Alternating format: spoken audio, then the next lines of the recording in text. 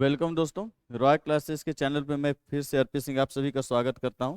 और जैसा कि हम लोग सीटेट के बारे में पढ़ रहे थे, सीटेट का हम टॉपिक कंप्लीट कर रहे थे शॉर्ट में, और पूरी की पूरी गाथा सीटेट की एक एक वीडियो में एक एक टॉपिक को कंप्लीट करते हुए आगे बढ़ रहे थे। अब विश्वास मानिए कि इससे बाहर कभी आने वाला नहीं है। तो आज का जो हमारा टॉपिक है वो टॉपिक हमारा है मूल्यांकन। आज का जो हम टॉपिक पढ़ने वाले हैं वो है मूल्यांकन। और मूल्यांकन एक ऐसा टॉपिक है जिससे कि हर एक सेक्शन में, चाहे सीडीपी हो, चाहे ईवीएस हो, मैथ हो, चाहे आपके लैंग्वेज वाले हो, पांचों में आपके मूल्यांकन से क्वेश्चन रहते ही रहते हैं। और मूल्यांकन से क्वेश्चन कभी भी डायरेक्ट नहीं होते, फैक्ट पे नहीं होते, हमेशा कॉन्सेप्ट पे आधारित होते हैं। मतलब आपसे पूछेगा किस तरीके का मूल्यांकन सही है।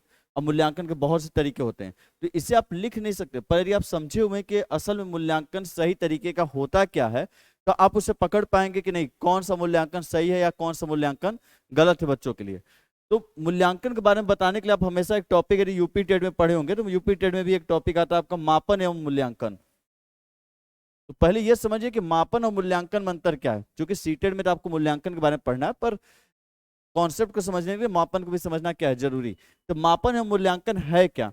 यदि बात किया जाए मापन की, तो जहां पे आप किसी भी वस्तु के गुणों को नंबर में यदि आप डिस्क्राइब करते हैं तो सभी मापन में आते हैं। जैसे किसी वस्तु का गुण हुआ कि इसकी लंबाई 5 फीट है, तो 5 फीट मतलब यदि आपने नंबर का प्रयोग किया तो वो सारी चीजें किस में आ जाती है, मापन में।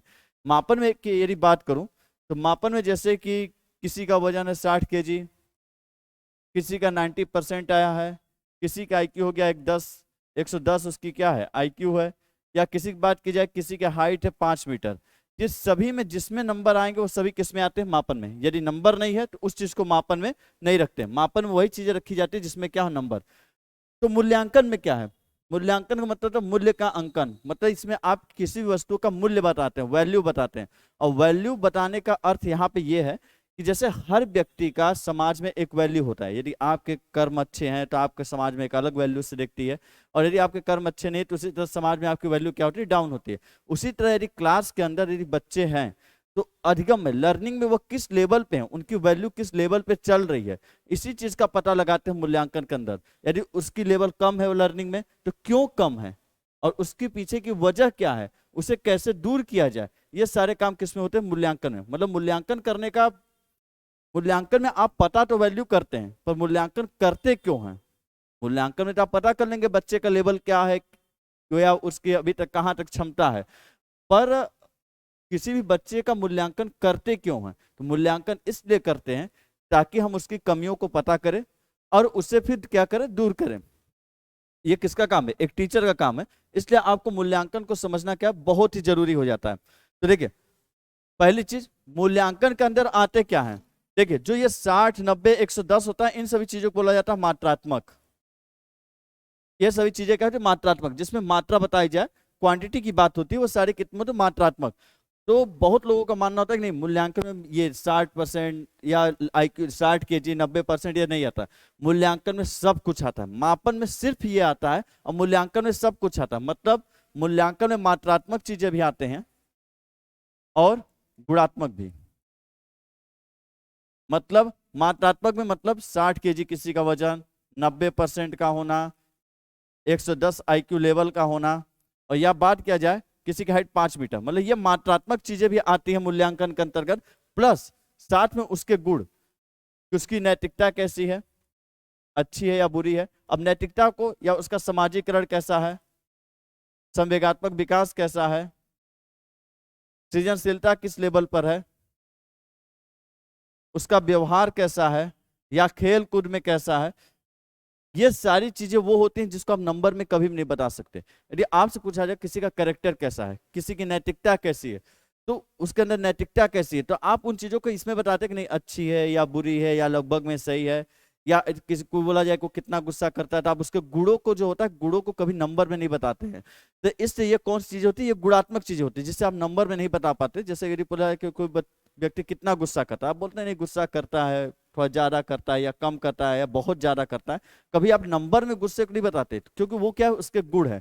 तो वह गुण, वह गुण जो सारी चीज गुणों वाली चीजों को किसमें लेते हैं, गुणात्मक लेते हैं। तो मूल्यांकन में मात्रात्मक वाली चीजें भी आती है, और कौन सी आती है, गुणात्मक।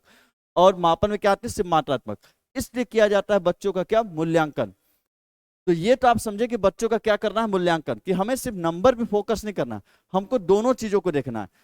पर जब मूल्यांकन की बात आई तो कहानी आगे बढ़ी कि मूल्यांकन में चीजें दोनों आ रही थी, पर टीचर सबसे ज्यादा फोकस हो जा रहे थे किसकी तरफ, नंबर की तरफ।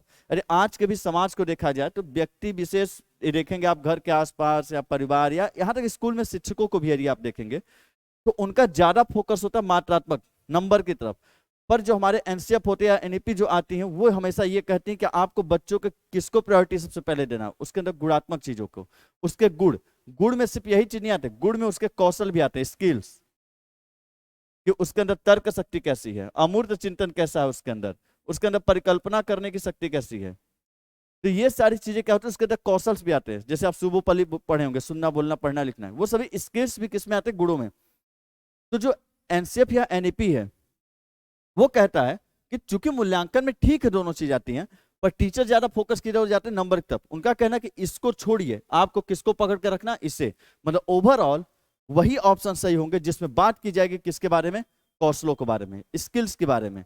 लिखा रहेगा शैक्षिक उपलब्धि, शैक्षिक उपलब्धि का मतलब होता है एकेडमिक मेरिट। तो एकेडमिक मेरिट को देखने का मतलब क्या, नंबर देखना, बोलते हैं ना मेरिट अच्छी होनी चाहिए, मतलब नंबर को देखना। तो वो ऑप्शन क्या हो जाएंगे, गलत हो जाएंगे। तो हमें क्या देखना है, गुणों को देखना और उसके कौशलों को। तो जब कहानी आगे बढ़ी इसमें, तो मूल्यांकन में बटे दो भाग।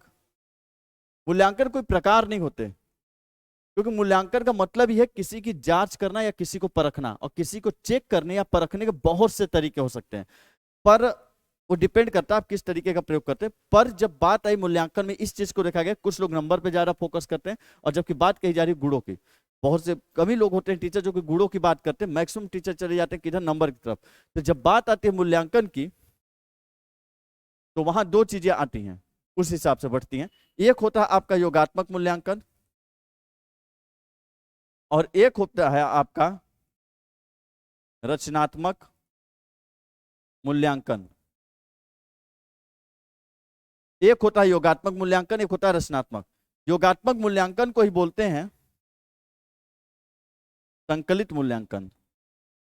अभी मालूम चलेगा क्यों बोलते हैं संकलित मूल्यांकन। योगात्मक मूल्यांकन को ही हम बोलते हैं संकलित मूल्यांकन। तो दोनों में अंतर क्या है, योगात्मक मतलब जोड़ना, योग करना, जोड़ना, संकलित करना मतलब एक जगह इकट्ठा करना।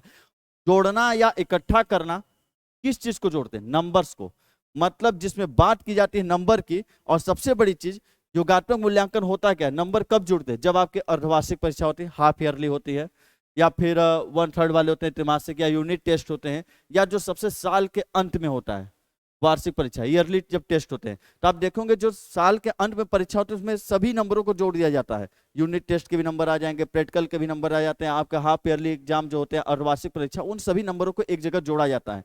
तो वह मूल्यांकन जो साल के अंत में होता है, मतलब ओवरऑल ज्यादा फोकस करता है ये किसके ऊपर, नंबरों के ऊपर। जैसे आप बीएससी वगैरह किए होंगे, बीएड, तो उसमें देखते हैं जो 3rd ईयर का रिजल्ट आता है उसमें बाकी ईयर के नंबर को एक जगह जोड़ दिया जाता है। तो वो आपका कौन सा मूल्यांकन होता है, वो होता है योगात्मक मूल्यांकन। इसमें साल के बीच में या अंत में जोड़ा जाता है। मतलब ये मूल्यांकन कब करते हैं, साल के अंत में कर लेगा, या साल के बीच में, या साल के शुरुआत में, कभी भी ये मूल्यांकन हो जाता है, ये होता है योगात्मक। और रचनात्मक मूल्यांकन मतलब होता है रचना करना। रचनात्मक मूल्यांकन क्या कहता है, ये ओवरऑल होता है पढ़ाई के बाद, पढ़ाई के बाद, पढ़ाई के बाद मतलब अधिगम के बाद, मतलब बच्चे ने सारी पढ़ाई पढ़ ली, आपने पेपर लिया, नंबर जोड़ा, दे दिया, योगा योगात्मक मूल्यांकन। रचनात्मक, नाम से पता चलता है रचना करना। रचनात्मक मूल्यांकन का मतलब यह होता है कि बच्चा है, बच्चे क्लास के अंदर पढ़ रहे हैं, और पढ़ाई के दौरान ही आपको पता चलता है कि नहीं इस बच्चे को इस चीज में डाउट है, और जैसे आपने उस डाउट को पता किया और उस डाउट को दूर किया, आपने कौन सा मूल्यांकन कर दिया, रचनात्मक। मतलब कि पढ़ाई के दौरान ही बच्चे के कमियों को पता करना और उन कमियों को पता करके उसे दूर करना किस मूल्यांकन के अंतर्गत आता है, रचनात्मक। मतलब रचनात्मक मूल्यांकन आता है, यह कब होता है, पढ़ाई के दौरान। मतलब बच्चा पढ़ाई कर रहा है, उसी समय जो मूल्यांकन आप कर देते हैं कि नहीं पढ़ाई चल रही है क्लास में, आपने कोई टॉपिक पढ़ाया, आपने कुछ पूछा, तो लगा कि नहीं अभी 10 बच्चों को नहीं समझ में आया, उन्होंने जवाब नहीं दिया, या आगे 2 बच्चे या कहीं बैठे हुए आपको मालूम चला कि नहीं वो 2 बच्चे जवाब नहीं दिए, तो आप समझ जाते कि नहीं उन लोग को भी ये चीजें क्लियर नहीं है। तो आप वहां पे कौन सा मूल्यांकन किए, जो पढ़ाई के तुरंत उसी समय कि नहीं अभी एक कमी इनके अंदर है, आपने उसे दूर कर दिया, उस डाउट को क्लियर किया, अलग उदाहरण देके अलग अलग तरीके से शिक्षण विधियों का प्रयोग करके, तो वो मूल्यांकन आपके आ जाते हैं किसमें, रचनात्मक में। मतलब पढ़ाई के दौरान बच्चे के कमियों को पता करते हैं, उसे दूर करके उसकी रचना कर देते हैं, तो ये किस मूल्यांकन में आता है, रचनात्मक में। और जाहिर सी बात है यदि सीटेट पूछेगा कि दोनों में से सही मूल्यांकन कौन सा है, तो आपको ऐसे भी पता चल गया होगा ये मूल्यांकन क्या है, सही है, और यह मूल्यांकन करना क्या है, गलत है।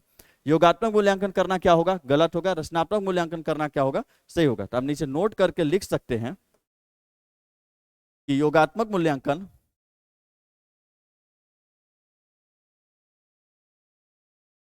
करना गलत है, रचनात्मक मूल्यांकन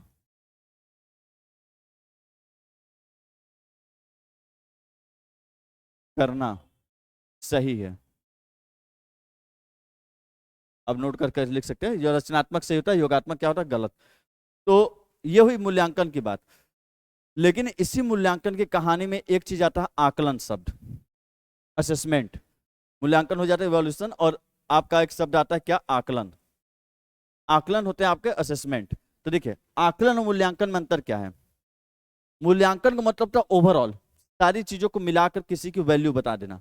आकलन का मतलब होता है जांच करने का तरीका। वो छोटे छोटे टेक्निक जिससे आप किसी की जांच करते हैं, वो होते हैं आपके, वो टेक्निक कहलाते हैं असेसमेंट या आकलन कहलाते हैं। जैसे कि क्लास में आप पढ़ाते हुए आपने बच्चों से पूछा कि जैसे आप मान लीजिए कोई भी सब्जेक्ट पढ़ा रहे थे, मैथ वगैरह कुछ भी, मैथ पढ़ाते हैं समझाते हैं, उस पर आप क्वेश्चन देते हैं, तो आपको वो असेसमेंट कहलाता है। आप जैसे बच्चों को गए, पढ़ाई हुई, पढ़ाई के समय आपने जैसे पूछ लिया बच्चों से कोई भी व्यवहार वाले क्वेश्चन।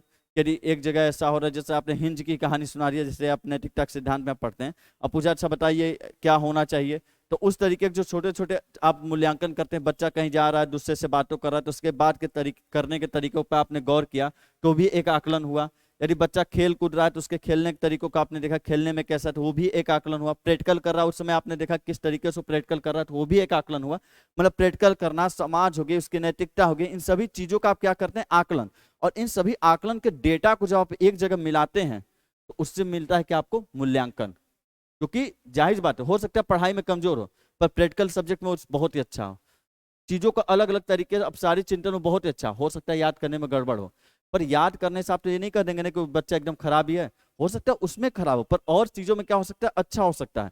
तो आप हर जगह से जो डेटा जुटाते हैं, तो आकलन करके हर जगह से डेटा जुटाते हैं, और आकलन करने के बाद जब सभी को एक जगह मिलाते हैं, तब बताते हैं इस बच्चे की ये वैल्यू है, कि हाँ इसके अंदर ये कमी है, पर ये अच्छाइयाँ भी हैं। आप उसकी वैल्यू को बताते हो, उसके मूल्य को बताते हो, तो होता है मूल्यांकन। तो असेसमेंट छोटे छोटे टेक्निक होते हैं जिससे बच्चों की जांच की जाती है, और उन सारे डेटा को एक जगह मिलाते हैं तो हो जाता है क्या, मूल्यांकन। तो देखिएगा आकलन से आपके क्वेश्चन आते हैं कि आकलन कितने प्रकार के होते हैं। आकलन 3 प्रकार के होते हैं। आकलन में इसको अच्छे से समझिएगा। एक होता है अधिगम का आकलन, दूसरा होता है अधिगम के लिए आकलन,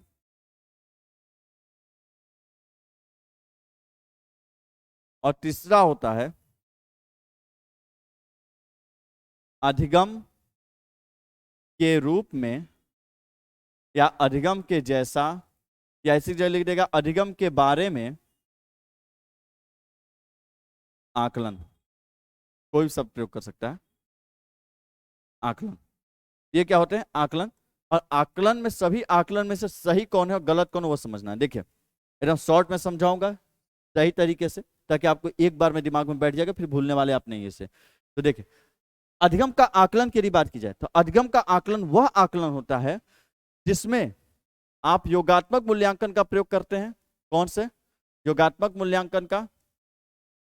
और साथ में इसे करता कौन है, एक शिक्षक।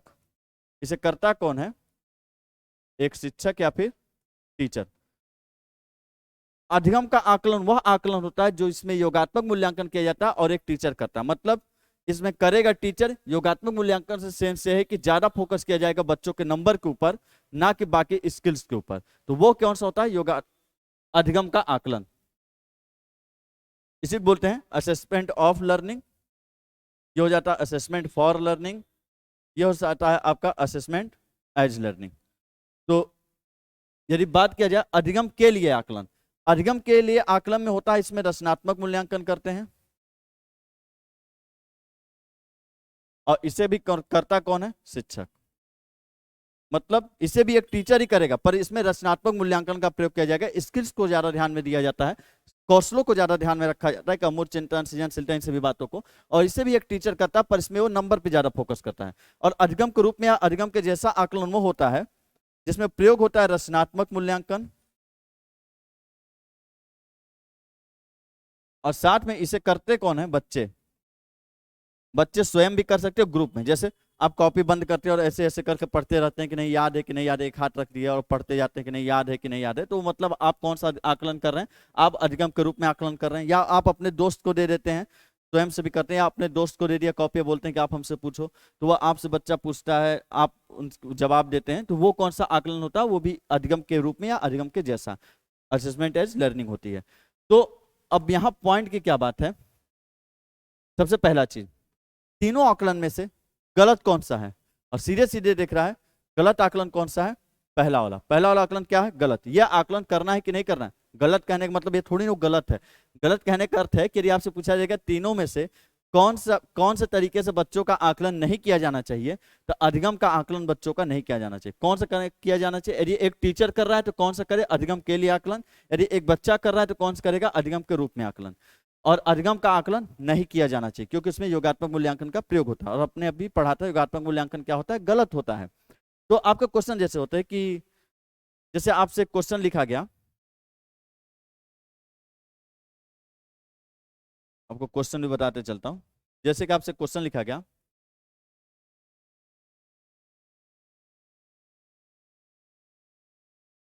कि अधिगम के लिए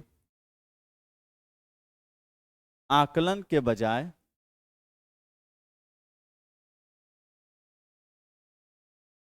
अधिगम का आकलन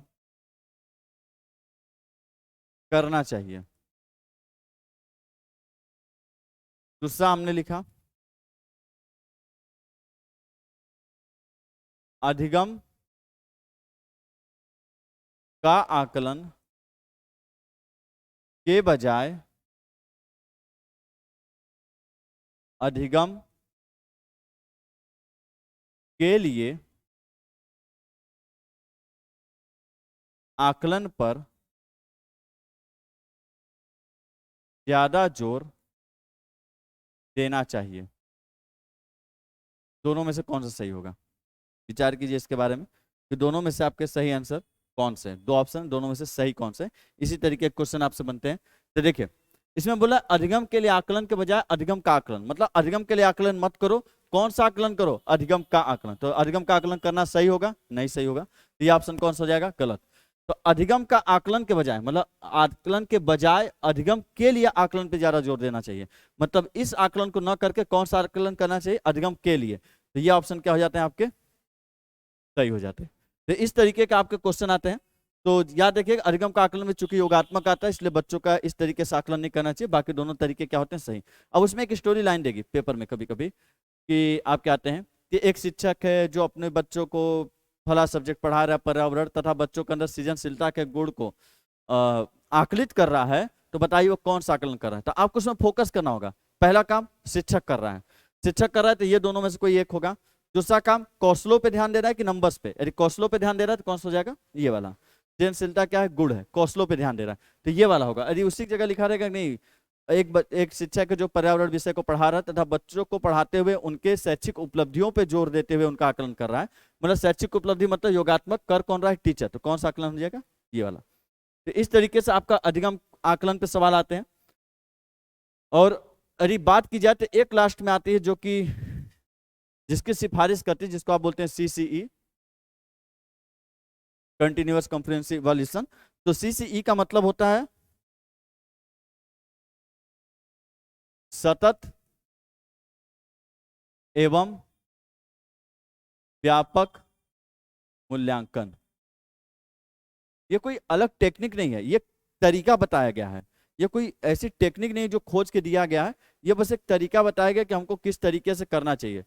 तो यदि बात किया जाए कि सतत एवं व्यापक मूल्यांकन, तो सतत एवं व्यापक मूल्यांकन की बात की जाए तो यदि टेक्निक की बात की जाए तो जैसे सतत एवं व्यापक मूल्यांकन, इसकी एनसीईआरटी भी बोलता है सतत एवं व्यापक मूल्यांकन करना चाहिए। एनसीईआरटी कहती है कि आपको जो नियम है कि आपको सतत एवं व्यापक मूल्यांकन एक टीचर को करना चाहिए। तो आखिर ये होता क्या है? देखिए, सतत का मतलब क्या होता है? लगातार, लगातार। व्यापक का मतलब क्या होता है? विस्तृत रूप में। लगातार का मतलब यह है कि बच्चा चाहे स्कूल में हो, चाहे कक्षा में हो आपके, चाहे बाहर खेल रहा हो, चाहे बच्चा घूम रहा हो, आपको मार्केट में दिख गया, आप लगातार उसका क्या करते रहेंगे? आकलन। रुकना नहीं है, आपका मूल्यांकन हमेशा चलते रहना चाहिए आपके नजर के सामने जब भी जहां भी बच्चा आता है, चाहे आप उसके कॉपी वगैरह कुछ भी चेक कर रहे हैं। अब विस्तृत का मतलब यह है कि सिर्फ नंबर पे ध्यान नहीं देना, कि यह नहीं कि शैक्षिक चीजों पे सिर्फ ध्यान देना है। शैक्षिक चीजों का मूल्यांकन करना, लेकिन जो गैर शैक्षिक चीजें होती हैं उनका भी मूल्यांकन आपको करना है, यही कहलाता है विस्तृत। गैर शैक्षिक चीजों में जैसे आपका हो जाता है नैतिकता, समाजीकरण, बच्चे का शारीरिक विकास, बच्चे का भाषाई विकास, मतलब इन सभी चीजों का भी क्या करना है आपको? मूल्यांकन। तो सतत एवं व्यापक मूल्यांकन कोई तरीका नहीं मूल्यांकन करने का, ये सिर्फ बताता है कि एक टीचर को यदि मूल्यांकन करना है तो उसके क्या कर्तव्य हैं, उसको कैसे करना चाहिए। आपको लगातार करना है बिना रुके, और हर एक पक्ष में आपको क्या करना है? मूल्यांकन। तो इसलिए सतत एवं व्यापक मूल्यांकन की सिफारिश करता है आपके एनसीईआरटी एनसीईएफटी कि आपको बच्चे को एक टीचर के रूप में आपको बच्चे को कौन सा मूल्यांकन करना है? सतत एवं व्यापक मूल्यांकन। तो आपके ये ऑप्शन यदि रहेगा तो बिल्कुल सही है, रचनात्मक भी सही है, रचनात्मक टेक्निक है, और ये आपके एक टीचर के कर्तव्य को बताता है कि करना कैसे है आपको। और टेक्निक आप कौन सा प्रयोग करते हैं? रचनात्मक। आप करेंगे ऐसे पर नंबर पे नहीं ध्यान देगा, रचनात्मक तरीके से आपको कौशलों पे ध्यान देना है। तो अब इसी होता है सतत एवं व्यापक मूल्यांकन, ये इसकी सिफारिश करता है, बिल्कुल सही है ये भी। कि आपके कौन से टॉपिक का मूल्यांकन, जिसमें समझे कि मूल्यांकन कौन से होते हैं, कितने प्रकार के होते हैं, साथ में मूल्यांकन के उद्देश्य क्या है। यदि हम बात करें तो मूल्यांकन के उद्देश्य, उद्देश्य शब्द से मतलब होता है कि आखिर हम मूल्यांकन करते क्यों हैं। जाहिर सी बात है, यदि आप बच्चों का मूल्यांकन क्यों करते हैं? बच्चों की मदद करने के लिए। अरे पूछेगा, बच्चों की मदद करने के लिए मूल्यांकन करते हैं, जाहिर सी बात है आप बच्चों की मदद करना चाहते हो, उसके स्किल्स को और ज्यादा डेवलप करना चाहते हो, उसके कौशलों को और ज्यादा विकसित करना चाहते हैं, इसलिए आप क्या करते हैं?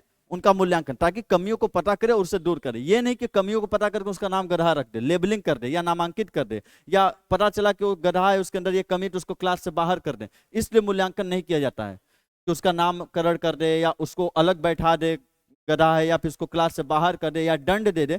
इसलिए मूल्यांकन नहीं करते, मूल्यांकन इसलिए कर रहा जाता है ताकि आप बच्चों की मदद कर सके, कमियों को जाने और कमियों को क्या करें? दूर। तो लिख सकते हैं मूल्यांकन का उद्देश्य होता है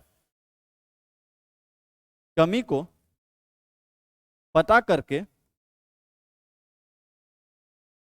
दूर करना, और कमी को पता करना होता है निदान, निदान, और दूर करना होता है उपचार। निदान मतलब डायग्नोसिस, जाहिर बात है जैसे आप डायग्नोसिस सेंटर में जाते हैं, ब्लड चेक होता है तो ये मालूम चलता है आपको हुआ क्या, सिम्टम्स क्या, आपके अंदर किन चीजों की कमी हो गई है। तो निदान का मतलब वो जब कमियों के बारे में पता करने को बोला जाता है निदान करना, और उसको उस कमियों को दूर करना। जब हॉस्पिटल में जाते हैं तो आपका क्या होता है? उपचार। तो वो बीमारी आपको क्या हो जाती है? दूर हो जाती है। तो उन कमियों को दूर करना कहलाता है उपचार करना, और कमियों के बारे में पता करना क्या कहलाता है? निदान करना। तो ये होता है आपका मूल्यांकन का उद्देश्य। और एक सबसे बड़ी चीज है, मूल्यांकन में करने के बाद आप क्या देते हैं बच्चों को? प्रतिपुष्टि। प्रतिपुष्टि का मतलब होता है फीडबैक, फीडबैक। और फीडबैक देना भी है तो सही देना है, ये नहीं जैसे आप बच्चे का कॉपी लिए, अब आप कॉपी चेक करें उसके क्वेश्चन, बच्चा नीचे खड़े आपको देख रहा है, बच्चे को इससे थोड़ी मतलब क्या सही क्या गलत है। बच्चा बस इस इंतजार में है कि जब सर कॉपी चेक करेंगे तो उसके बाद उससे बोलेंगे क्या, और ये वो पूरे टाइम बस इस इंतजार में होता है कि जब आप कॉपी चेक करेंगे तो उसके बाद आपके मुंह से उसके लिए क्या निकलेगा, और जो आपके मुंह से निकलेगा वही कहलाता है आपका फीडबैक या प्रतिपुष्टि।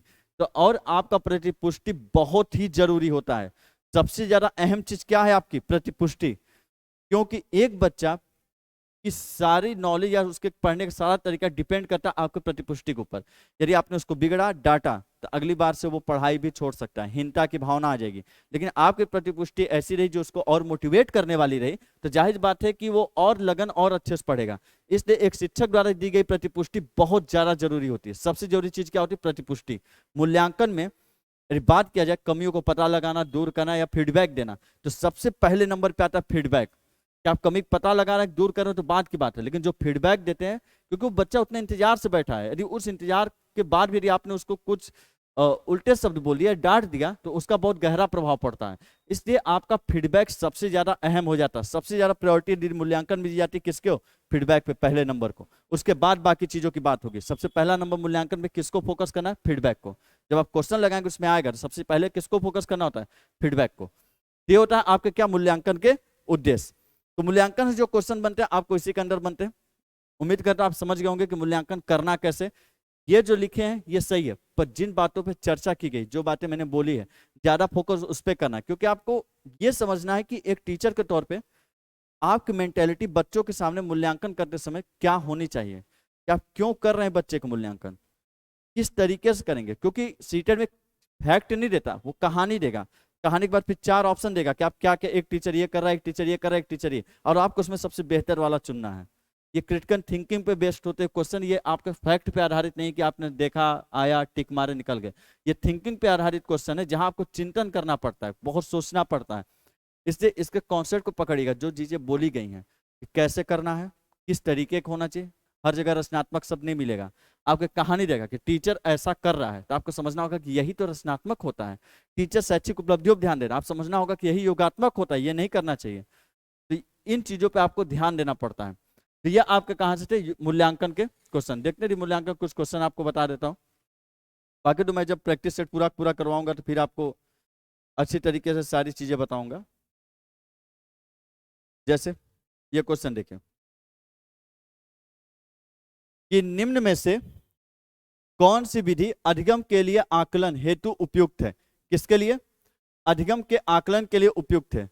साल के अंत में परीक्षा। साल के अंत में परीक्षा कौन सा होता है? योगात्मक। ऑप्शन गलत। बच्चों के लिए, बच्चों के संप्रत्यय बुद्धि का नियमित प्रलेखीकरण, मानकीकृत परीक्षा, केवल प्रत्यय स्मरण पर आधारित प्रश्नोत्तर। देखिए, बच्चों के संप्रत्यय बुद्धि मतलब बच्चे कॉन्सेप्ट को किस तरीके से समझे, इस चीज पर नियमित रूप से देखना। ये क्या है ऑप्शन आपका? यही तो देखना है कि कॉन्सेप्ट समझ रहा है कि नहीं। याद रट्टा मार के नहीं, गुरुत्वाकर्षण परिभाषा रट्टा मार के आया, पूरा प्रूव करके आया तो सही है। कॉन्सेप्ट समझा कि उसने नहीं, यदि एक ही लाइन समझा तो उसको कॉन्सेप्ट के साथ समझा कि उसकी जो संप्रत्यय बुद्धि है, कॉन्सेप्चुअल जो माइंड है, वो वर्क कर रही है कि नहीं, वो कितना डेवलप है, इस चीज पे ध्यान देना। मानकीकृत परीक्षण, मानकीकृत गलत होता है। क्योंकि आप पढ़ेंगे जब व्यक्ति भिन्नता, तो वहां आते हैं कि अलग अलग बच्चे हैं तो परीक्षा के तरीके भी क्या होते हैं? अलग अलग। इसलिए मानकीकृत हमेशा आपके ऑप्शन क्या होते हैं? मानकीकृत गलत होते हैं। जायज बात है, यदि बच्चे अलग अलग हैं, अलग अलग बुद्धि लब्धि होती है, अलग अलग व्यक्ति भिन्नता क्या बोलता है? हर बच्चे एक दूसरे से अलग हैं, चिंतन करने में, विचार करने में, स्मरण करने में किसी न किसी तरीके से अलग हैं। तो सबके लिए परीक्षाएं भी क्या होनी चाहिए? अलग। तो परीक्षण, मानकीकृत परीक्षण का प्रयोग नहीं कर सकते। केवल प्रत्यस्मरण। प्रत्यस्मरण मतलब होता है रिकॉल, किसी चीज को याद करना। कि क्या याद करने पर आधारित प्रश्न, प्रश्नोत्तरी मतलब क्या ऐसे प्रश्न देने चाहिए जो याद करने पर आधारित है। आपने गए, पूछे भारत का प्रधानमंत्री कौन, राज्यपाल कौन है, यहाँ का मुख्यमंत्री कौन है, या इस जगह की राजधानी कौन है। ये ऐसे क्वेश्चन जो रिकॉल पर आधारित, जो याद करने पर आधारित। तो क्या इस क्वेश्चन से आपको परीक्षण करना चाहिए? अधिगम के लिए आकलन होगा? ये भी क्या होगा? गलत। अधिगम के लिए आकलन कौन होगा? जिसमें आप बच्चों के कॉन्सेप्ट को देखेंगे, जिसमें आप उसकी रचना करते हो, उसके कौशल या फिर उसके स्किल्स को डेवलप करते हैं। तो कौन सा ऑप्शन सही होगा? ये वाला। बाकी मैं क्वेश्चन कराऊंगा जब पूरे पूरे 30 क्वेश्चन लाकर प्रैक्टिस सेट, फिर आप समझ जाएंगे।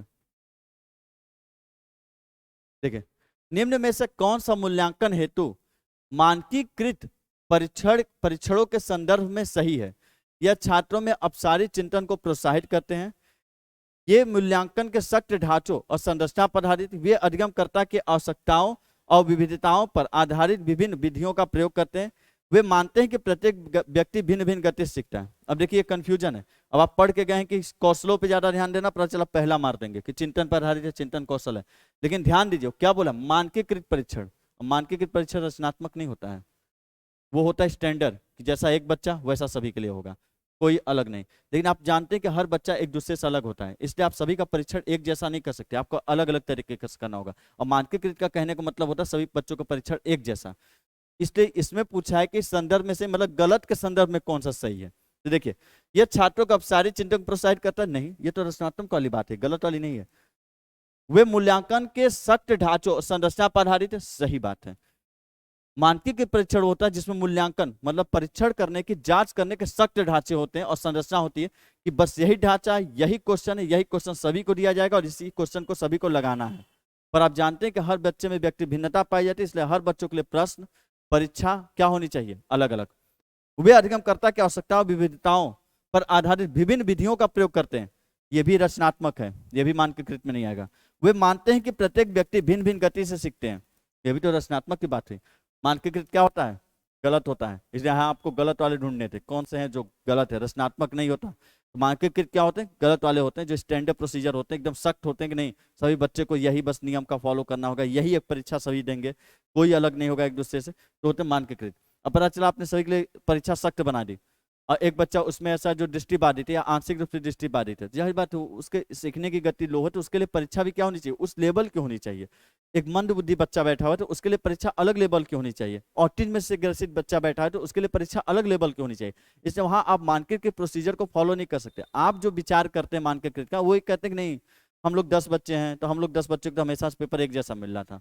पर आप व्यापक रूप में सोचिए कि एक ऑटिज्म में से ग्रसित बच्चा है, एक बच्चा है जो कि मंद बुद्धि है आपके क्लास में, एक बच्चा जो दृष्टिबाधित है, एक बच्चा ऐसा हो सकता है जो आंशिक रूप से दृष्टिबाधित, क्या सभी बच्चों के लिए वही पेपर उन लोग के लिए भी मिलना चाहिए? आप बोलेंगे खुद ही नहीं मिलना चाहिए।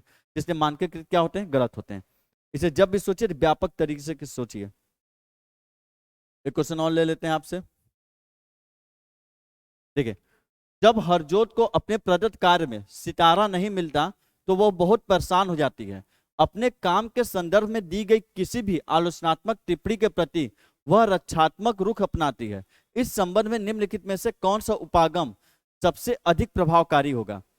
उसे रचनात्मक प्रतिपुष्टि देना और अपने काम दोहराने के लिए कहना, यह सुनिश्चित करना कि उसे उसके हर एक प्रदत्त कार्य में सितारा मिले जिससे वो परेशान न हो, यह सुनिश्चित करना कि उसे उसके किसी भी प्रदत्त कार्य में कोई सितारा या पुरस्कार न मिले जिससे कि उसकी आदत न पड़े, उसको किसी भी तरह की प्रतिपुष्टि न देना। क्वेश्चन देखिए, बोला गया कि हरजोत नाम की है लड़की जिसको सितारा नहीं मिलता। सितारा मतलब जैसे बच्चों को पहले नहीं होता कि 1 स्टार मिला है, वेरी गुड, ट्रिपल स्टार मिला, एक्सलेंट, 4 स्टार 5 स्टार दे दिए जाते हैं, तो वही कि सितारा नहीं मिलता तो बहुत परेशान हो जाते हैं कि हमको क्यों नहीं मिला वेरी गुड, ये 3-4 सितारे क्यों नहीं मिले, सबको तो स्टार मिल गए, नहीं मिलता। तो वह अपने काम के संदर्भ में किसी भी आलोचना टिप्पणी के प्रति यदि उसके ऊपर आलोचना की जाती कि नहीं तुम्हारे अंदर ये कमी तो उसके लिए वो रक्षात्मक रूप अपनाती है, मतलब उसके लिए कोई ना कोई बहाने ढूंढ लेती है। तो इस संबंध में निम्नलिखित में से कौन सा उपागम सबसे अधिक, मतलब इस संबंध में एक टीचर को चारों में से कौन सा ऑप्शन फॉलो करना चाहिए? देखिए, जैसे उससे रचनात्मक प्रतिपुष्टि देना और अपना काम दोहराने के लिए कहना, फीडबैक देना बहुत जरूरी है मूल्यांकन में। और सबसे बड़ी चीज, कैसा फीडबैक दे रहा है, रचनात्मक, मतलब पहला ऑप्शन क्या है सही, बाकी देखिए कैसे गलत है। यह सुनिश्चित करना कि उसे हर प्रदत्त कार्य में सितारा मिले जिससे परेशान न हो, गलत, पुरस्कार की आदत भी नहीं पड़नी चाहिए। यह सुनिश्चित करना कि उसे उसके किसी भी प्रदत्त कार्य में कोई सितारा पुरस्कार न मिले जिसकी उसकी आदत पड़ जाए, यह भी गलत है। ऐसा थोड़ी ना है पुरस्कार के लिए मना किया था आप एक में भी सितारा नहीं देंगे, वो चीजें जो चलती रहती हैं। देखिए, पहला ऑप्शन में कि यह सुनिश्चित करना कि उसे हर प्रदत्त कार्य में सितारा मिले, हर में क्यों मिलेगा, जिसमें वो अच्छा लाएगा उसमें मिलेगा और जिसमें अच्छा नहीं लाएगा उसमें नहीं मिलेगा। और दूसरे में बोला है कि उसे किसी में भी ना मिले जिसे पुरस्कार की आदत पड़ जाए, तो ये भी क्या है, गलत। उसको किसी भी तरह की प्रतिपुष्टि न देना, फीडबैक तो सबसे ज्यादा जरूरी है, आप मना ही नहीं कर सकते फीडबैक के लिए, इसलिए ऑप्शन क्या है, गलत। कौन सा ऑप्शन सही होगा, पहला। तो इस तरह के आपके क्वेश्चन आते हैं जो आपको क्रिटिकल थिंकिंग बेस्ड है, आप इसे लिख नहीं सकते हैं, आप दुनिया भर के लिख लीजिए विशेषताएं सब कुछ फलाना ठिकाना, वो सारी चीजें काम नहीं देती। देखिए इसमें कि एक संरचनावादी कक्षा में निम्नलिखित में से किस पर महत्व दिया जाना चाहिए, संकलनात्मक मूल्यांकन पे, संरचनात्मक मूल्यांकन पे, एक आयामी मूल्यांकन पे, या मानकीकृत एवं एक समान मूल्यांकन पर। ये तो आप देख के समझ गए होंगे। संरचनावादी कक्षा, संरचनावादी कक्षा, प्रगतिशील कक्षा ये सारे कक्षाएं वो कक्षा होते हैं जो बहुत अच्छे होते हैं, जहाँ एक बहुत अच्छा टीचर होता है जो एनसीएफ के अनुसार पढ़ाता है। बस इतना दिमाग में रखिएगा, संरचनावादी, रचनावादी, प्रगतिशील कक्षा, बहुत अच्छी कक्षे की बात करी। तो एक बहुत अच्छे कक्षे में कौन सा तरीका अपना, किस तरीके पर महत्व दिया जाएगा? संकल्पनात्मक मतलब योगात्मक की बात कर रहा है, तो क्या योगात्मक मूल्यांकन होगा? गलत। संरचनात्मक मूल्यांकन मिल गया ना, रचनात्मक को क्या बोलते हैं? संरचनात्मक। तो ये क्या हो जाएगा? सही। एक आयामी मूल्यांकन मतलब एक पक्ष में मूल्यांकन होना चाहिए, या तो बस नंबर देखा जाएगा, या तो बस उसके शारीरिक विकास को देखा जाएगा, या तो बस नैतिकता, बाकी किसी पे ध्यान नहीं दी जाएगी, किसी एक पक्ष को बस देखा जाएगा। ये भी गलत है। अभी आप सीसी में पढ़े क्या, विस्तृत मूल्यांकन करना है हर एक पक्ष पे। मानकीकृत एवं समान, मानकीकृत है मतलब गलत। सही बच्चों का समान रूप से मूल्यांकन नहीं कर सकते, दृष्टिबाधित उसका मूल्यांकन करने का तरीका अलग रखना होगा, श्रवणबाधिक उसका अलग रखना होगा, मुख बधिर उसका अलग रखना होगा, नॉर्मल बच्चों का अलग रखना होगा, एक बहुत ही तेज बच्चा उसके लिए मूल्यांकन तरीके आपको अलग रखने होंगे। और मानकीकृत वैसे भी क्या है? गलत। तो कौन सा ऑप्शन सही होगा? संरचनात्मक मूल्यांकन। और देख लेते हैं क्वेश्चन आपके।